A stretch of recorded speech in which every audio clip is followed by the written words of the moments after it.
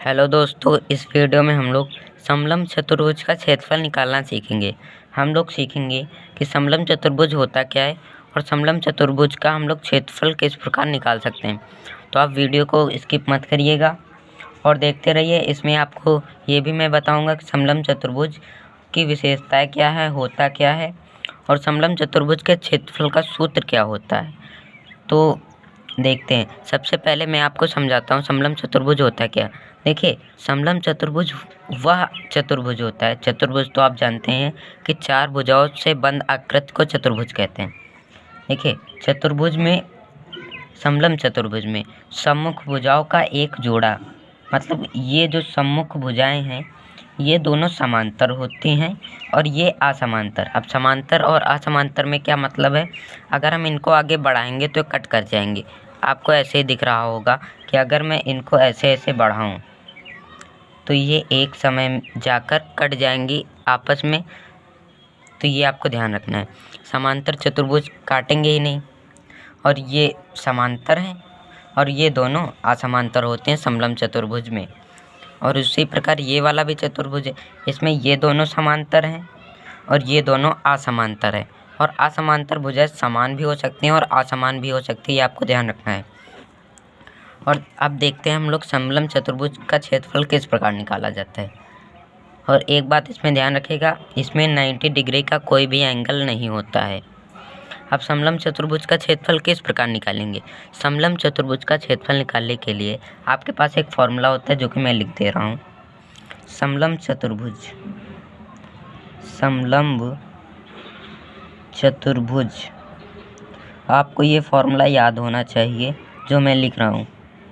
ABCD का क्षेत्रफल,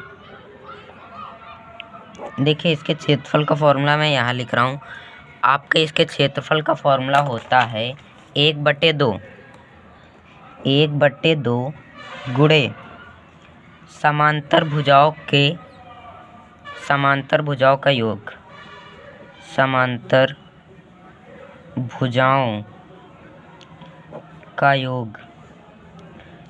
भुजाओं का योग होता है और गुणे में, मैं यहाँ लिख देता हूँ, गुणे में ऊंचाई। ये आपका फॉर्मूला होता है। मतलब 1/2 समांतर भुजाओं का योग और ऊंचाई होती है। या आपको ऐसा भी मिल सकता है, समांतर भुजाओं का योग, या आपको इस प्रकार भी मिल सकता है। मतलब वही है, देखें इस 1/2 का गुणा कर दिया गया है, बस ऊंचाई इधर ही होती है। ऊंचाई जगह नहीं थी तो मैंने यहाँ लिख दिया ऊंचाई को। गुणे में ऊंचाई होती है और 1/2 को पूरे से गुणा कर दिया तो 1 से गुणा हुआ तो कुछ नहीं होगा ऊपर और 2 नीचे आ जाएगा बटे में। तो यही इसका फार्मूला होता है 1/2 समांतर भुजाएं। देखिए इसमें ये दोनों समांतर भुजाएं हैं, इनका योग, मतलब समांतर भुजाओं का योग और गुणे में ऊंचाई। अब देखिए इस पर मैं मान रख के बताता हूँ। मैं इस फॉर्मूले में रखता हूँ, आप उसमें भी रखेंगे तो आंसर आ जाएगा क्योंकि दोनों सेम ही हैं। समांतर भुजाओं का योग, इसमें एक समांतर भुजा 7 है और एक समांतर भुजा 9 है।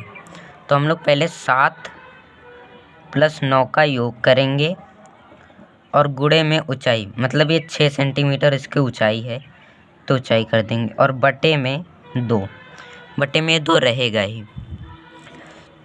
अब देखिए 7 + 9 क्या होता है, 7 + 9 हमारा हो जाता है 16 गुणे 6/2।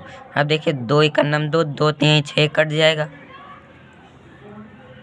16 गुणे 3। अब इसका करना है 16 का गुणा 3 में करेंगे तो आप ऐसे कर सकते हैं, नहीं आप पहाड़ा भी पर के कर सकते हैं। 3 × 6 18, हासिल आए 1, 3 × 9 3 और 1 जुड़ेगा 4। या आप ऐसे भी कर सकते हैं, अगर नहीं आता आपको पहाड़ा तो आप ऐसे कर सकते हैं। 16 × 48 होता है 48 और क्षेत्रफल निकालें इसीलिए सेंटीमीटर स्क्वायर लगा देंगे। तो इस वाले जो हमारे समलंब चतुर्भुज का क्षेत्रफल है वो हमारा 48 सेंटीमीटर स्क्वायर आया है। 48 सेंटीमीटर स्क्वायर इसका आंसर आ गया है। तो आपको सिंपली यही ध्यान रखना है।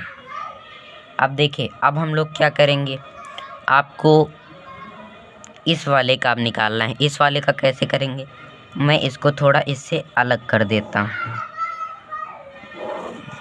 देखिए मैं यहाँ निकाल के, मैं इसका ये नहीं लिख रहा समलंब चतुर्भुज ABCD का क्षेत्रफल, मैं डायरेक्ट इसको कर रहा हूँ।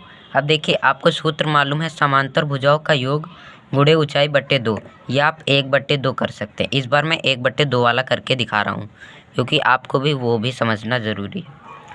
दोनों सेम ही हैं, आप एक याद कर लीजिए, दोनों याद करने की ज़रूरत नहीं।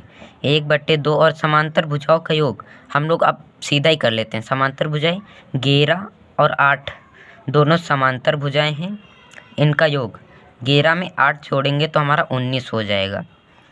19 और गुणे में ऊंचाई हमारे पास है 6 सेंटीमीटर। अब देखिए मैं आपको एक बार और समझा देता हूँ। देखिए 1/2 हमने वैसे ही कर लिया, और समांतर भुजाओं का योग, देखिए इसमें 11 समांतर है और 8, तो 11 + 8 19 सेंटीमीटर हो जाएगा। तो मैंने वो 19 सेंटीमीटर लिखा, और ऊंचाई 6 से है तो 6 लिख दिया। अब 2 × 2, 2 × 6। अब 19 का गुणा 3 से करना है। आप कहेंगे आप 19 का पहाड़ा मुझे नहीं आता, तो देखिए 19 को आप लोग ऐसे लिखेंगे, 19 और 3 का गुणा, 3 × 9 = 27 का 7 हासिल आया 2, 3 × 9 = 3, 4 × 5, तो 57 सेंटीमीटर स्क्वायर। आपको ये बात ध्यान रखना है, सेंटीमीटर स्क्वायर लगाना है। आपको अगर ये मीटर में सभी दिए तो आप मीटर में लगा सकते हैं, अगर सेंटीमीटर में दिया तो सेंटीमीटर। समलंब चतुर्भुज का क्षेत्रफल आप इस प्रकार निकाल सकते हैं। तो आई होप समलंब चतुर्भुज का क्षेत्रफल आपको निकालना आ गया होगा। अगर आपको वीडियो थोड़ा सा भी अच्छा लगा हो तो आप वीडियो को लाइक और चैनल को सब्सक्राइब कर सकते हैं। मिलते हैं हम अपनी नेक्स्ट वीडियो में।